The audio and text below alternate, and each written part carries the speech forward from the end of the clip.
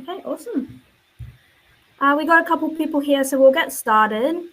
Hi, everyone. My name is Luella Michael. I'm the Programs and Exhibitions Manager here at Flying Arts. And I'd like to welcome you today to our webinar, Digital Interactive Art in an Environmental Era with Dr. Leah Barclay. To begin, I'd like to make an acknowledgement of country. I'd like to acknowledge all the lands from which we meet today. I'd like to acknowledge the Yagara and the Turrbal people, the traditional owners of the land where our Flying Arts offices operate from. I'd like to pay my respects to their elders, customs, laws, and creation spirits, and to acknowledge that these were always places of learning and art making. Some housekeeping. This is the platform we use. It's called Click Meeting. In the bottom right-hand corner, you should see a chat box where you can message in. So if you'd like to message in where you're joining us from today, just to make sure that that works, that would be great. The other thing I'll let you know is that we are recording today. So after the session, I will send out a link to this recording. So if you have to leave for any reason or you drop out, you'll be able to go back and watch it later. Yes, okay. I'm not getting any messages through my chat box, but sometimes that doesn't work for me.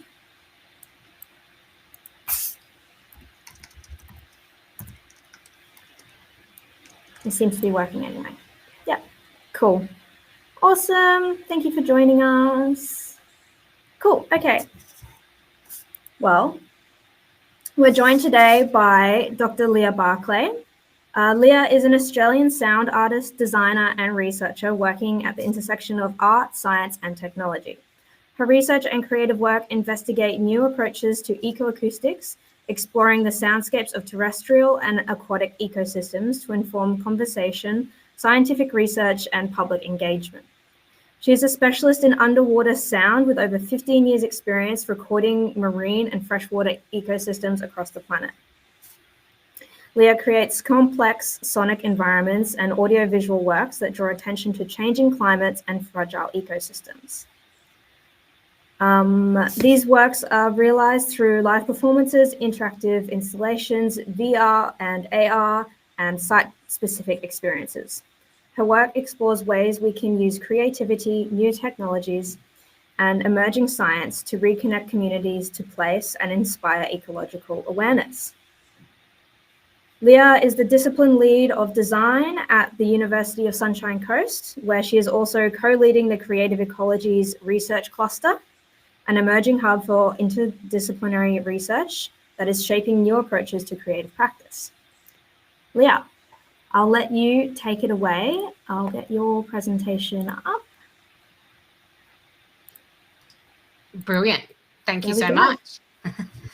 Excellent. Thank you so much for that very generous introduction, and thank you for having me today for this session. So I will jump straight into it. Can everyone see the slides okay there? That's all coming through all right for everyone?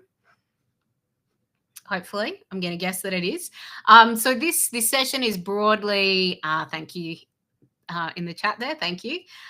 This session is broadly framed as interactive digital art in an environmental era. And I'm going to talk, was kind of the provocation I was given for this session. And I'm going to talk quite broadly about a series of projects and the practice that I've been currently engaging with around ecologically, environmentally engaged digital art, particularly in this part of the world here.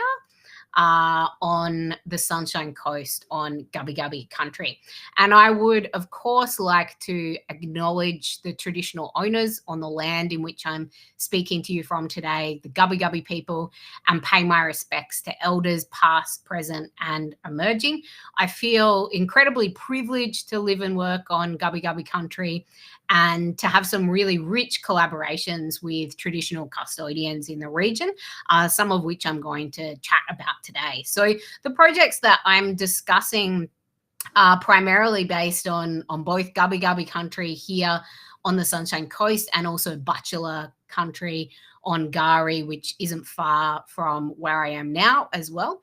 And I do want to particularly acknowledge Lyndon Davis, who's an incredible Gubbi Gubbi knowledge holder who I've been really privileged to work with for over 15 years now on a whole range of creative experimental projects in the region, and a really rich collaborative practice around how we can really connect to place with new technologies. And so much of this work, as I mentioned, is based around this connection to place, these amazing environments that we have here on Gubbi Gubbi country on the Sunshine Coast, the beautiful Maroochy River, these amazing national parks. This is the Malula River National Park, the biosphere reserves. So if we think about the Everglades in the middle of the Noosa Biosphere Reserve, and as I mentioned, Gari on beautiful Bachelor country. And so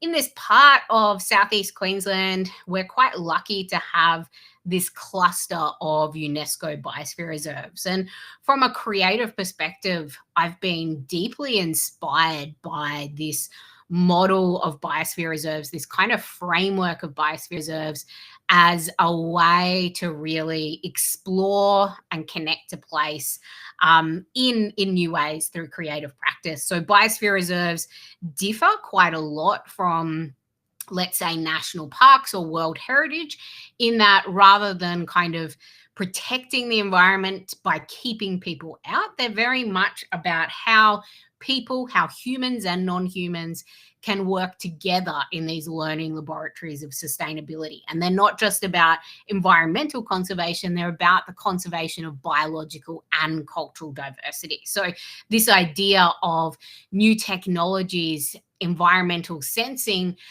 interactive experiences that can enable us to connect to the world around us in new ways is something that I find deeply inspiring in the context of biosphere reserves. So I've been lucky here at the University of the Sunshine Coast to develop a whole range of courses and programs that are very much about creating pathways for students and emerging artists to work with creative technologies in place, to learn about interactive media in the environment, and to develop new skills in sensing technologies, whether that be binaural microphones, using a whole range of different creative tech on Gari, to using things like hydrophones, underwater microphones to listen beneath the surface. And likewise, creating these experiences where, as artists, as creative practitioners, we're spending time being immersed in the field, whether that be a workshop underwater at Majimbo Island, looking at exploring the sights and sounds of that environment, documenting the changes on the reef. And much of this work is sort of happening under the banner of the Creative Ecologies Research Cluster here at the University of the Sunshine Coast, which is really exploring the role that creative practice plays in the world today. It has that really strong place-based focus, looking at how creative technology can help us connect to place in new ways, and also how we can create pathways for communities to understand the value of experimental practice and creative practice more broadly in understanding and sensing our changing environment. So a big part of that for me is very much community engagement, these immersive experiences in these environments, and exploring and sensing in new ways and creating those pathways for other artists to have the opportunity to connect and listen. And that doesn't always need to be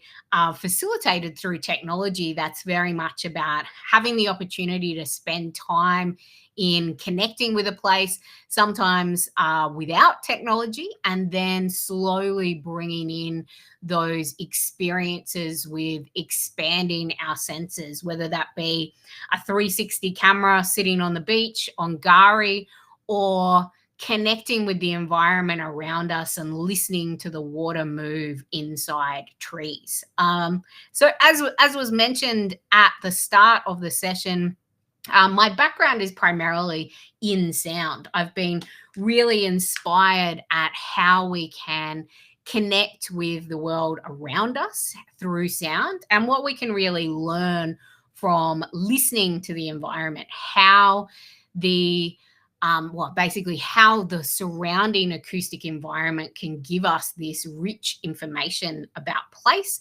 and how those sounds can then be transformed into experiences for local communities that can allow us to understand and sense these environments in new ways. Hold on one second. My slides aren't shifting now.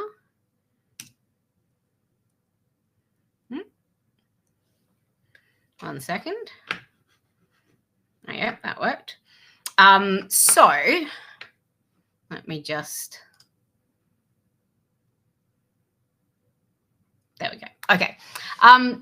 So much of that has been about community engagement, how we can really create these experiences that enable people to listen to parts of the environment that they may not traditionally have been able to, and then being able to record these different ecosystems. And I guess a big driver for me has always been about how we can understand the rapid environmental changes that are happening around us through sound, and how creating these immersive and interactive experiences can really help us connect to the world around us and understand these rapid changes and help us take action. And I guess a big thing for me is when we look at an image like this, which is the photograph of a canopy in the Amazon rainforest. When we look at an image like this, we have very little information about what is actually happening in that environment. We have a sense of the health of that environment by looking at how green the trees are, but we don't really know perhaps what's happening slightly beneath the surface, what species might be living there in this ecosystem, what we might be able to learn about the environment by understanding the presence and absence of different species. And so what I find really powerful about sound is a recording from this exact same site. A recording in this rainforest canopy can tell us so much information about the health of that environment. It can tell us about the presence and absence of particular species. It can tell us information about environmental changes throughout a season or throughout the day, and give us so much rich information. So Bernie Krause, who's a soundscape ecologist, often talks about the idea of like a picture being worth 1,000 words. Well, a soundscape being worth 1,000 pictures when we think about that environment. So a big thing for me has been about finding ways that we can really encourage that practice of acoustic ecology and make the idea of recording soundscapes really accessible, and then creating these immersive and interactive experiences with the resulting soundscape. So some of that has involved developing and using different recorders, such as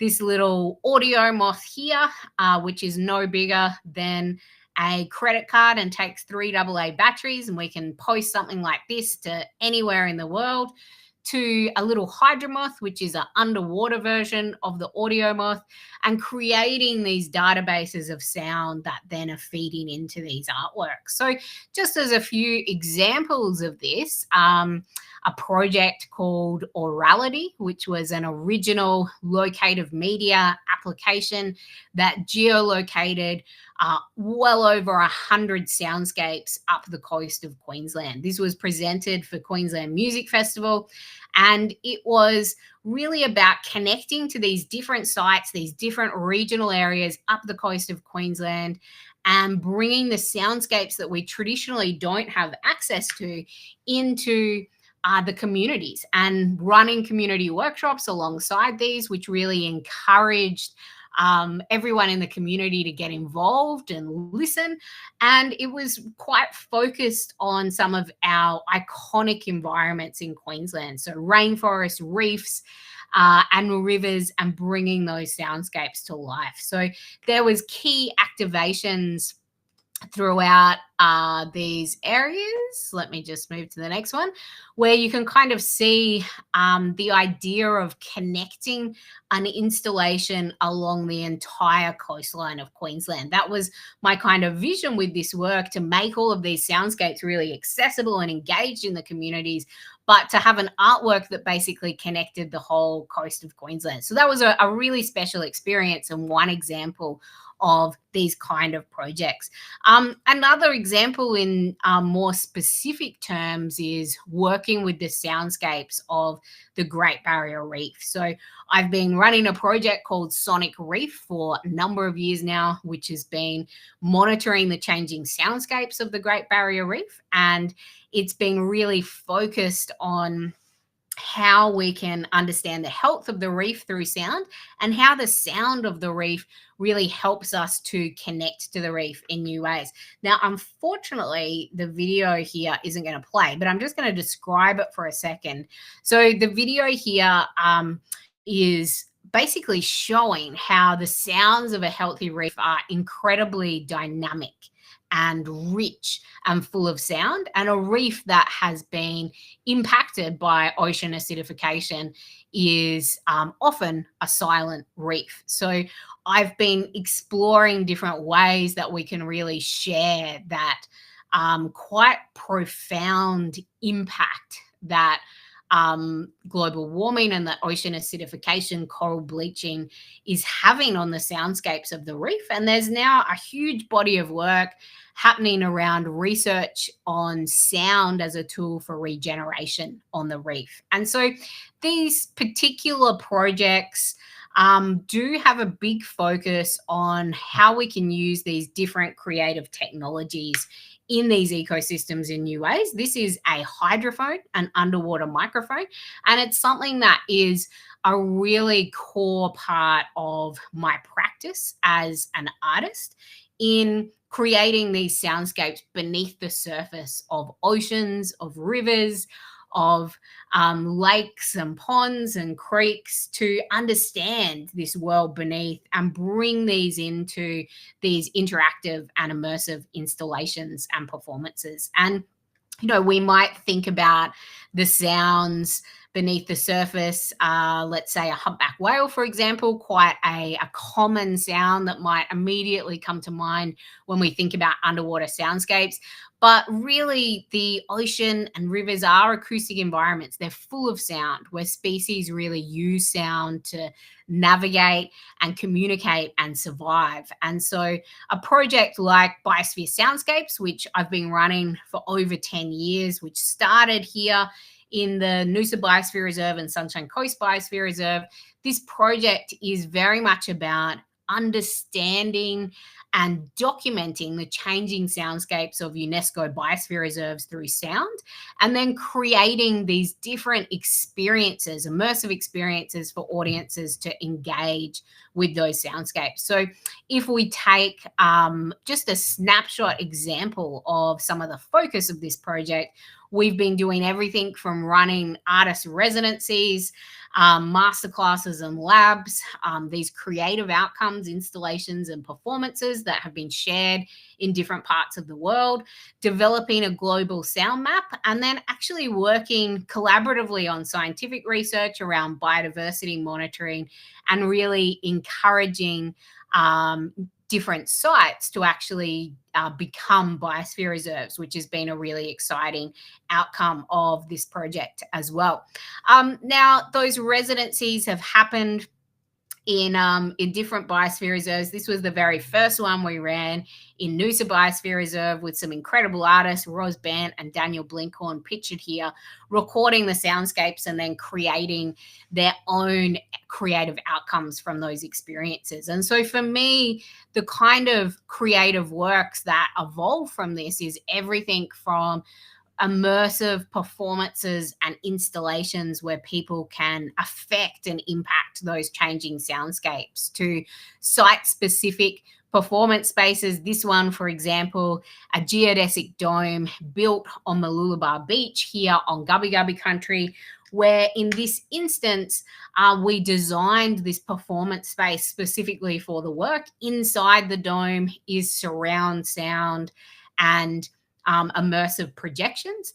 And the sound that the audience was listening to was both live streamed, so live real-time hydrophones from the ocean out in front of us there, and also a live interactive mix of the recordings that I've done around the region underwater. So this work in particular was called Listening Underwater and was about showcasing and immersing audiences in those changing soundscapes with a particular focus on marine environments. And so that was a pretty special experience for parts of the community that have perhaps never listened to underwater sound, being able to walk into this dome in a very site-specific venue on the beach here to really kind of feel and sense that environment around them, to be able to smell the ocean and listen to those soundscapes in real time. So there was an aspect of this that was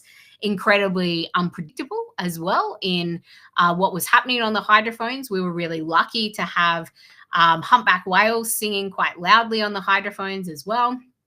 And that idea of kind of that really strong place-based engagement is so important in these projects as well. And so for me, that's realized as everything from these interactive sound walks where the audience wears headphones as we walk through an environment, and I mix those soundscapes in real time in response to what's happening around us at that particular moment with live hydrophones in the ocean, to developing, I will talk more about one of these projects in a moment as well, but to developing these augmented reality applications that geolocate soundscapes in communities in different parts of the world.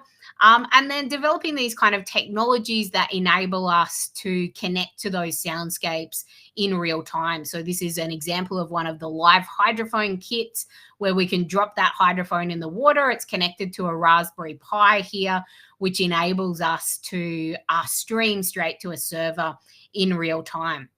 And so in terms of some of the broader outcomes working in the Biosphere Soundscapes project, with different biosphere reserves as well.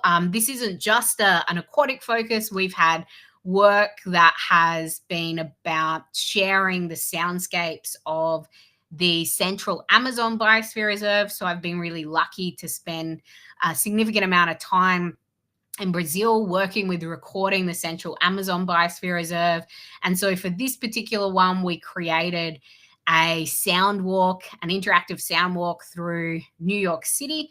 And this was for Climate Week in New York at a time where there was a lot of attention around what was happening in the Central Amazon. And so this idea that you could walk through Times Square, this incredibly overwhelming multisensory environment, walk through Times Square with a pair of headphones on and listen to the changing soundscapes of the Amazon was, this incredible juxtaposition of what was happening in the environment. So quite confronting, but was a really powerful way to share those changing soundscapes of the Amazon rainforest and to actually enable decision makers to listen, to connect with this environment that they were talking about, that they were making decisions about, but have never physically been there. So it was kind of about being provocative in that way, but really playing with the idea of how we can bring these environments to become part of the conversation. And I took that one step further for COP21 in Paris with the same creative work, this idea of mapping the soundscapes of the Central Amazon Biosphere Reserve over urban environments, but basically taking this same concept one step further where we basically mapped the soundscapes of the Amazon over the Eiffel Tower. So you could listen to those 4 distinct layers of tropical rainforest vegetation, that idea of how different the soundscapes were from forest floor to canopy, and given COP21 was such a significant event for global climate action, so many of the decision makers and visitors to COP were going to the Eiffel Tower anyway as tourists. So they were going there to experience Paris, and the idea that while they were doing that, they could be connecting to this ecosystem that they were in discussions about during the day but had never physically been there was a really important thing to kind of push the possibility of the way creative practice can help us think about climate action, ecological engagement in new ways, and how it can really help us create that sense of care and empathy for these changing ecosystems across the planet and provide these different ways for people to access it. And so there was something interesting about this in the fact that the soundscapes that I developed and composed for this experience, the vast majority of people that were experiencing the work on the Eiffel Tower probably wouldn't have gone to a concert or gone to an art gallery to experience this work. They were engaging with it because it happened to be in the location that they were going anyway. And the curiosity that was kind of sparked by the work meant that all of these decision makers and people that were there visiting COP and part of those conversations engaged with it. So there's a big part of my practice and this work as well, which is very much about finding ways that we can engage with audiences that may not traditionally be exposed to experimental art or interactive art in ways like this. And that's a big focus of these sound walk experiences, where anyone in the community can kind of join these walks and be part of almost this transient concert through the environment. I always embed within these kind of talks and conversations about what we're listening to and how we can hear. And we always have quite a strong either collaboration or acknowledgement of country, really connecting and grounding people to the environment around them. So an example of this is Brent Miller, Gubby Gubby didgeridoo player, Gubby Gubby songman, playing didge over the ocean here at the start of the sound walk, and then playing into the water. And you can see I'm mixing the hydrophones there, mixing the surrounding soundscapes in real time as that's being sent to that array of hydrophones. And so these sound walk experiences can move through the environment as well, walking through urban environments and listening to the sounds that used to be there. And connecting to that real-time environmental data has been a big focus of my recent projects as well. So how does tidal information, how does weather affect and impact these experiences and the way we listen to around us? And one thing that's unique about these soundwalking experiences is everything is mixed in real time and in response to where we are at that moment. So there'll never be a sound walk that is identical. They're always these distinctive and unique experiences.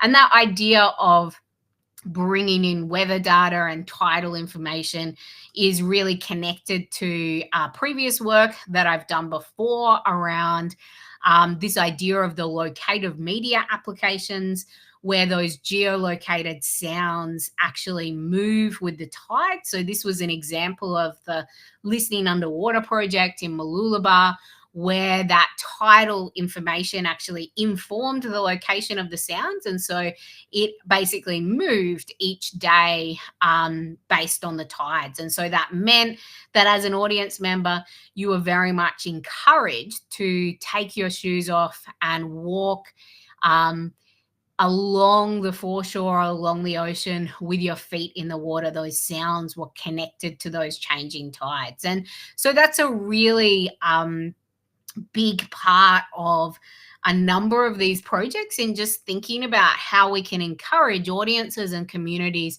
to spend time with an ecosystem that they may not have traditionally spent time with in that way. And a big thing for me in a lot of this work as well is how we can make these experimental projects quite accessible for young people. So I will often run workshops and sound walks and experiments specifically engaged at young people, and really encourage young people to contribute towards this work as well. And I'm really interested in the kind of well-being benefits of these experiences on the audiences that I'm working with as well. So we know there's quite a lot of evidence now that environmental sound and those immersive experiences can have quite significant well-being benefits on young people as they're learning. And we also know that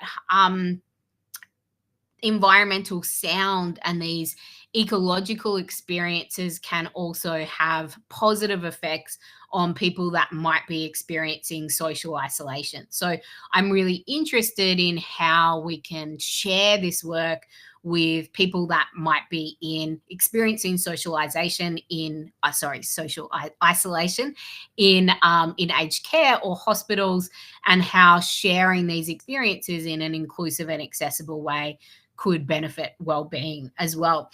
And then I guess a big layer of that work has been sparked through previous projects where I was working in a more traditional creative practice, working as a composer and sound designer, and realizing that real benefit of environmental sound as a well-being tool. So an example of that is the Laka project, where I was the composer and sound designer for this feature film, and all of the sound was created on country in Northeast Arnhem Land. The idea that every single sound in this film was basically guided by the community we were working with, and all composed and created on country. So I was going out to these locations that were recommended by the elders. They were asking me to go to places and record particular sounds, and they had very specific memory of what those sounds were and how they wanted me to record them.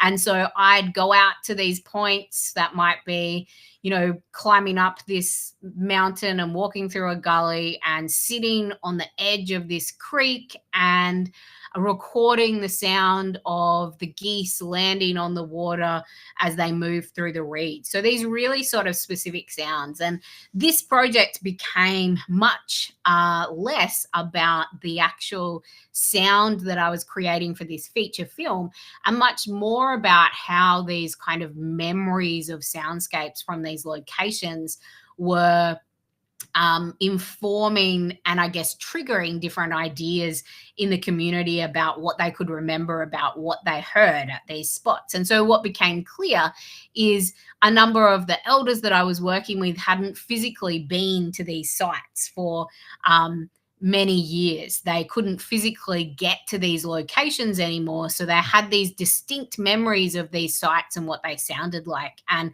were asking me to bring back the recordings.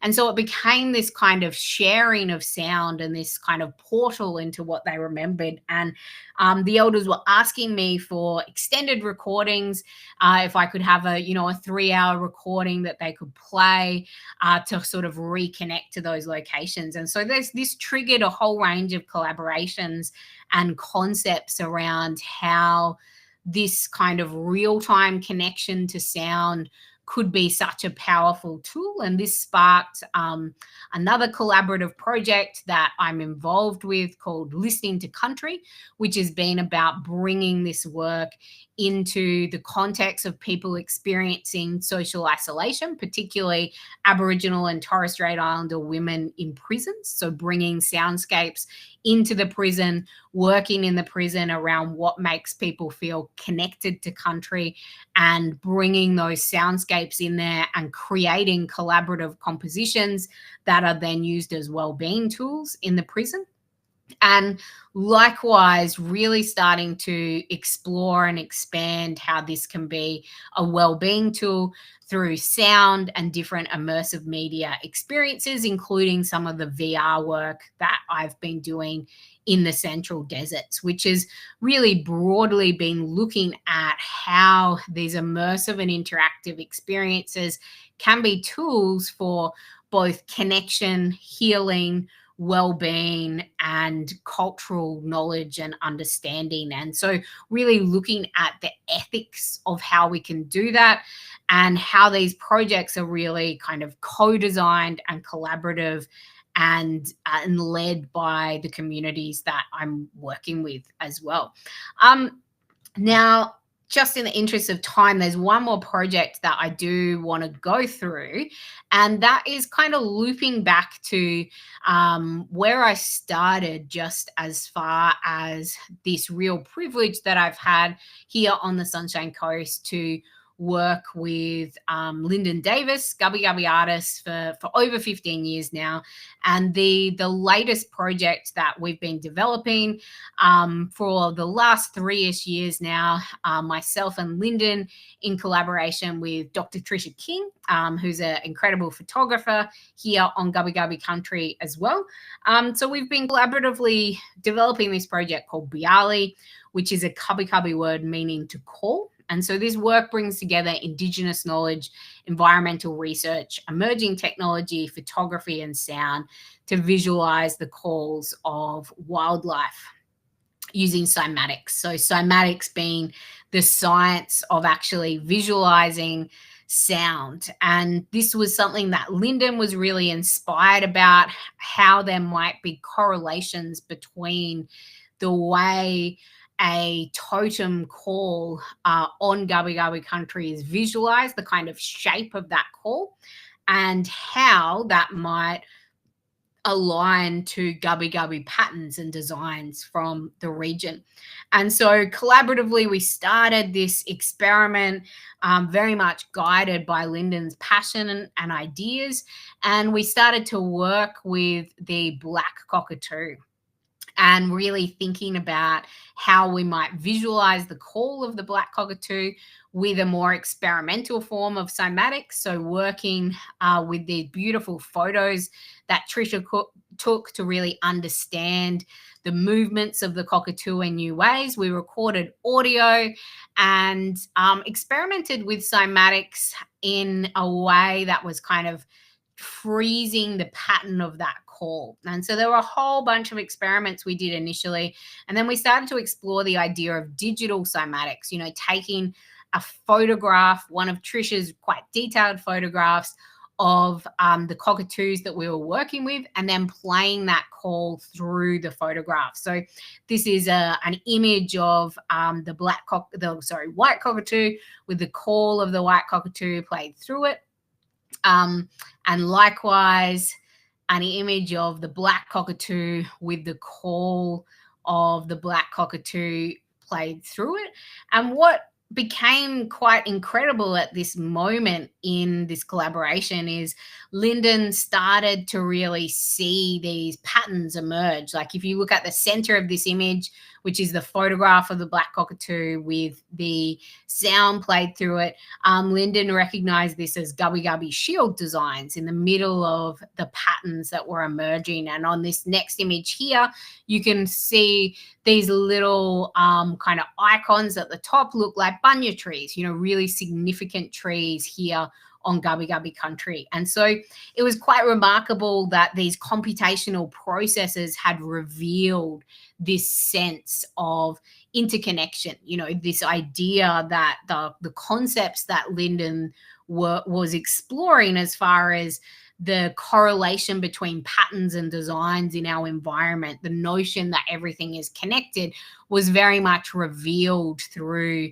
these experimental processes that we were developing. And so we've shared this work in many different forms now, as projection pieces, as immersive performances, as installations, and most recently we've been working on the latest version of Biali, which is Biali Talobilla, which means to call the humpback whale, talobilla being the Gubbi Gubbi word for humpback whale. And we've been lucky to spend time out in the ocean recording the sounds of humpback whales. This moment here was actually in one of our first collaborations on a project called Listening in the Wild, where this moment is the first time Lyndon actually heard the calls of humpback whales in real time. And so that kind of sparked this idea of wanting to do a version of Bialy around talobilla humpback whales. So we've been creating these different experiences where it's not just about that resulting artwork, but about an experience of bringing the audience on a field trip. So going out on a boat and having these networked headphones where Lyndon is welcoming us to sea country, and we're then immersed in these soundscapes as an unpredictable performance and installation. We've done a version of this where we wanted to kind of connect the work back to Old Woman Island. And so we developed a project for Horizon Festival around Bialy talobilla, where we took the audience out on Sunreef's Whale 1, so quite a large boat here. We had hydrophones installed all out the windows and a mixing interface inside. And this was the moment that we heard humpback whales for the first time. Lyndon played Didge through the boat, which it became quite clear in the live hydrophones that the whales could really sense that and respond to it. And we installed a projector on the top of the boat, and we actually projected those cymatic images in real time over the island. Quite an ambitious project, but a really special experience to be able to connect the audience to those real-time visualizations of humpback whale song and listen in real time to what's happening beneath the surface. And everyone on the boat also took home a print of Bialy talobilla, Lyndon's painting, as an augmented reality version that if you scan this QR code on the next slide here, you're able to bring that painting to life with the cymatic visualizations. So this particular work, very much as an example of collaborative, place-based experimental art that is deeply connected to the environment and designed to inspire that sense of empathy and connection and conservation.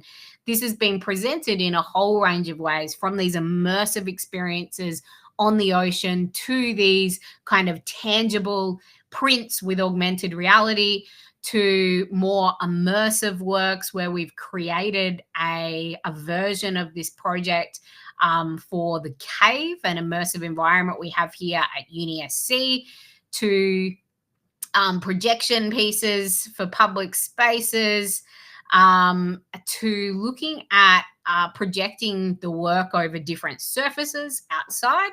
And if anyone's interested in more information on this project, there's a very recent paper published in the Proceedings for ICEA, the International Society for Electronic Arts, where myself, Lyndon, and Trisha really talk about the background of this project and the way that we've explored these connections between art, science, technology, but really pushing what's possible with creative technologies in connecting us to place. So right now, we're also developing a version of the work and a series of new experiences, which are coming up in August and September, where you can book tickets through Sunreef, the industry partner on the project, and come on one of those talobilla tours. We also have a live stream that is going in, where you'll be able to click on that link anytime and listen to humpback whales. And of course, it's the migration season of humpback whales right now, where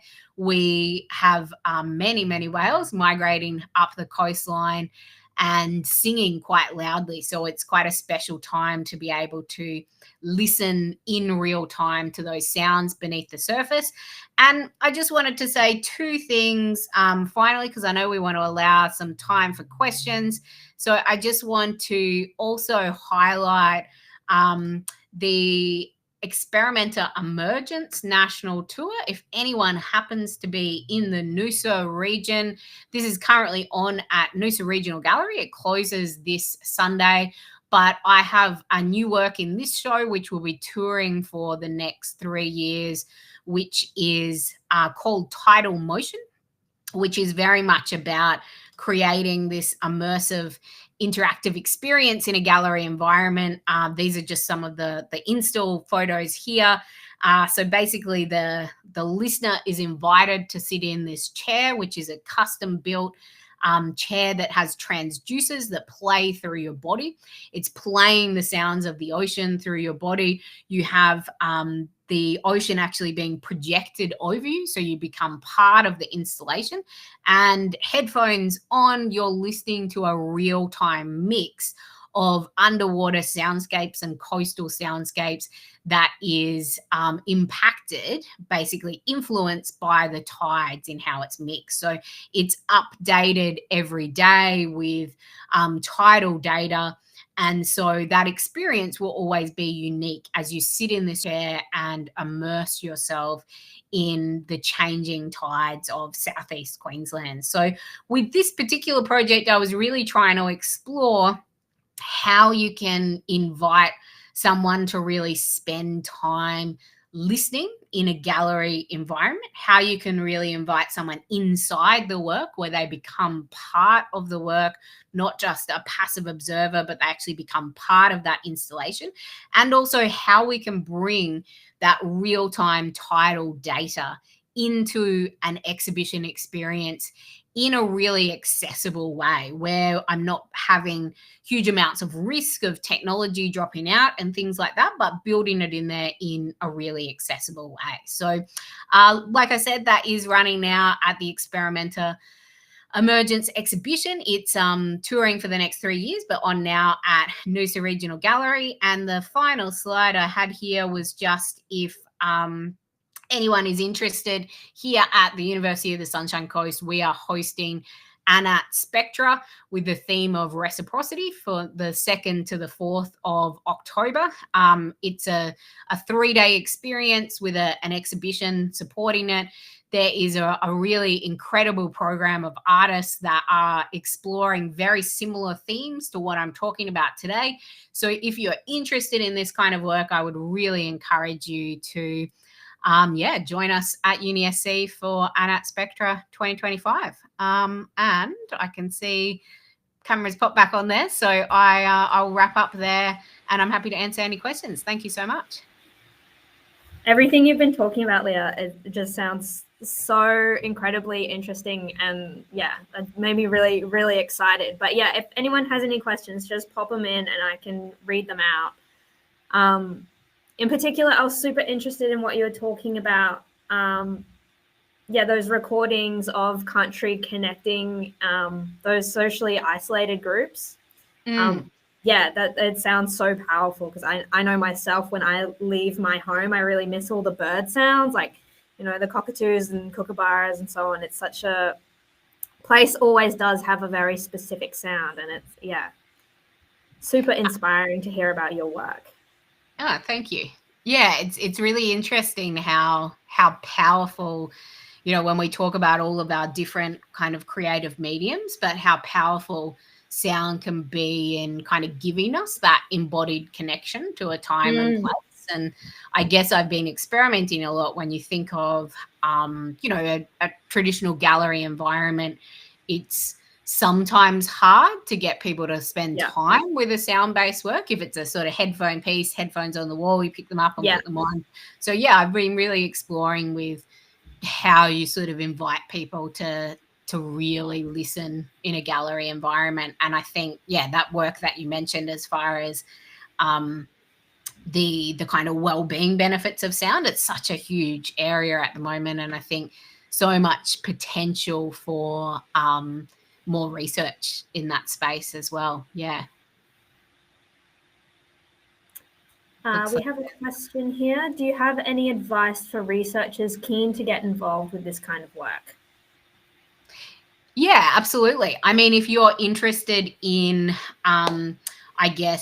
starting to work in environmental field recording, so recording with different sound technologies. I mean, there's really quite simple and affordable tech that you can get now that's excellent quality. So the Zoom H1s and Zoom H2 recorders, I can just put that in the chat, which we use in a lot of the workshops around, the Biosphere Soundscapes project and River Listening project. There's also very accessible hydrophones. So I'd sort of encourage to experiment with a little bit of that technology as well. And I guess in terms of the, that more broader environmentally engaged practice, I think, it's really of value to connect to your local community. If you're wanting to create work that's locally relevant, I've found so much benefit in the kind of early stages of this project is, to work with local land care groups or local conservation groups. And often they'll have quite incredible ideas around things that might be really beneficial to them. So that's certainly, I think, a really good step in if you're sort of interested in this work and looking for ideas and first steps to kind of connect with your local community and see where those environmental challenges are and where the opportunities for creative practice might be to help shape that engagement or amplify some of the work that is already happening and enable people to really connect to the environment in new ways. But I guess, there would be lots of pathways I would suggest as far as the best way to start, but that would certainly be two of the key ones. Yeah. So we have another question. Are there any workshops coming up? So maybe with yourself or UniSC? Yeah, so I can drop it in the chat. There's some marine ecoacoustic workshops coming up. Let me just open that up. So that's going out with Sunreef, and I'm just going to open it and pop it in the chat. And so basically two of them will be spending a day out on the water, and we will basically be learning all of that tech, how to use the hydrophones and how to record sounds underwater, and then kind of editing them and exploring those collaborative possibilities with them in the afternoon. So that's a workshop that's coming up. There's one of those on the 31st of August and one on the 12th of September. I just put the link in the chat. If you're interested in the kind of the different approaches to recording in terrestrial environments and also those kind of pathways around the well-being benefits of sound, we're running a workshop with the Listening to Country project actually as part of ANAT Spectra. That's on the Sunday, so there will be a workshop with that as well. And there's also going to be a whole range of different participatory experiences at Spectra that would be well worth exploring too. Awesome. Sounds super fun. I can see. Another question about interactivity and different ways of interaction. It seems a lot of the interactivity is passive, like just listening to the recordings.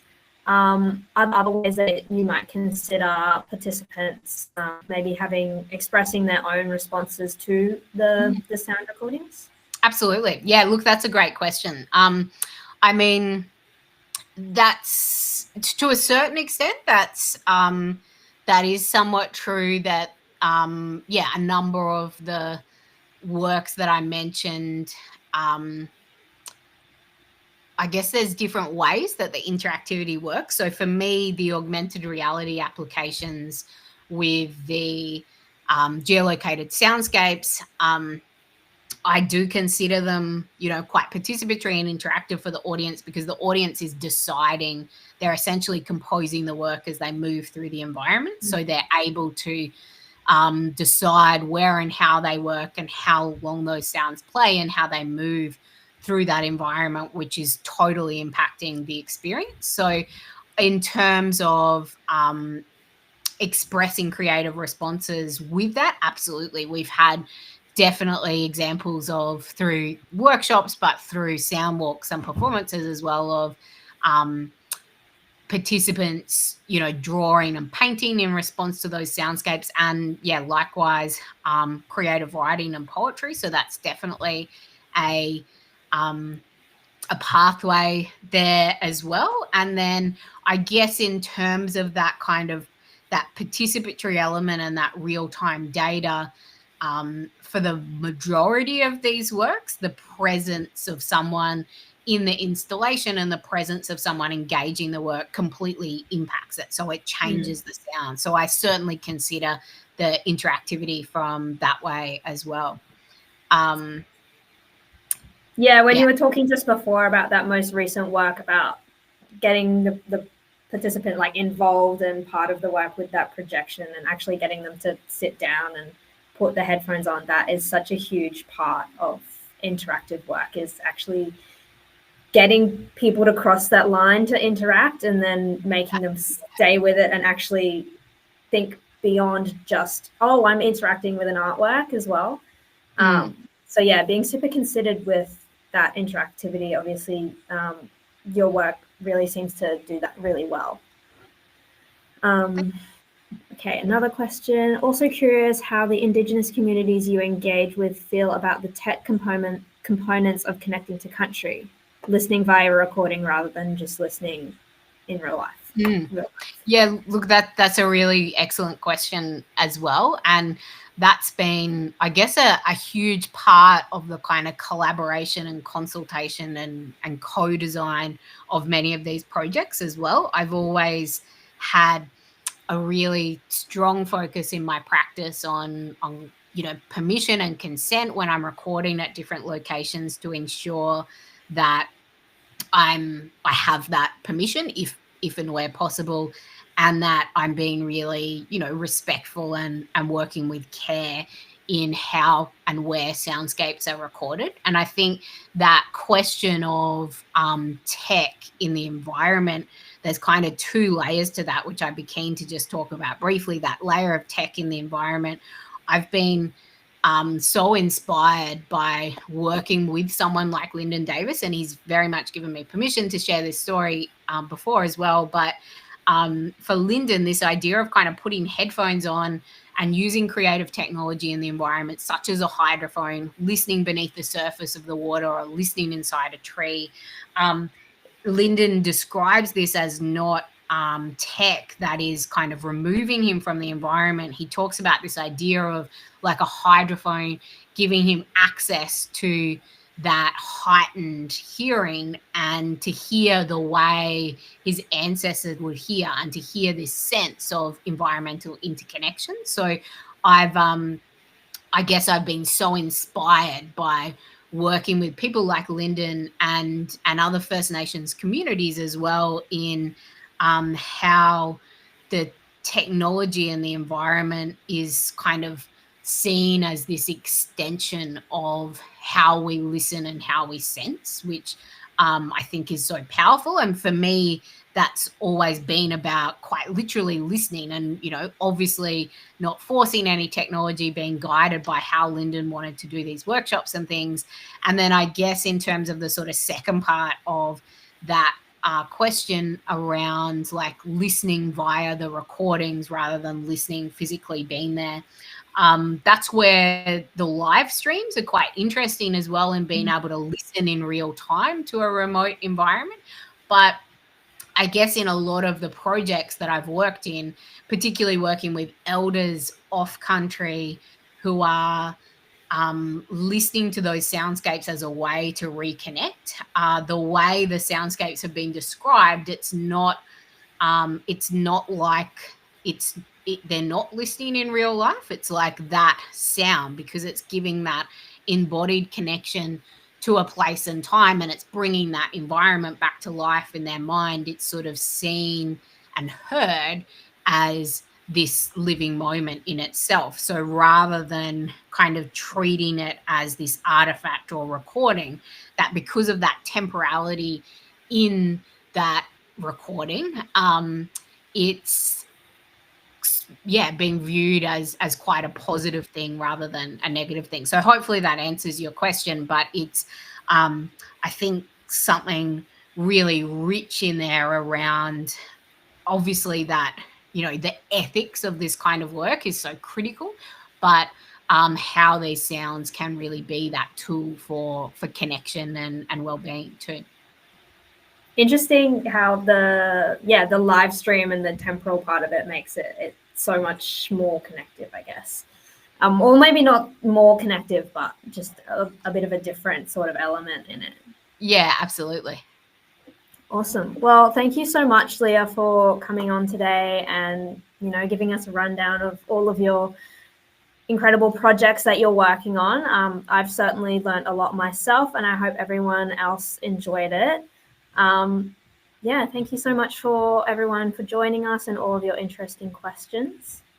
And I'll send out the recording later this afternoon. So brilliant. Thank you so much for having me. And yeah, feel free to connect with me online or send an email if anyone's got any additional questions. But yeah, thanks all for coming, and thanks so much for having me. Thanks, Leah. Thanks, everyone. Bye. Bye.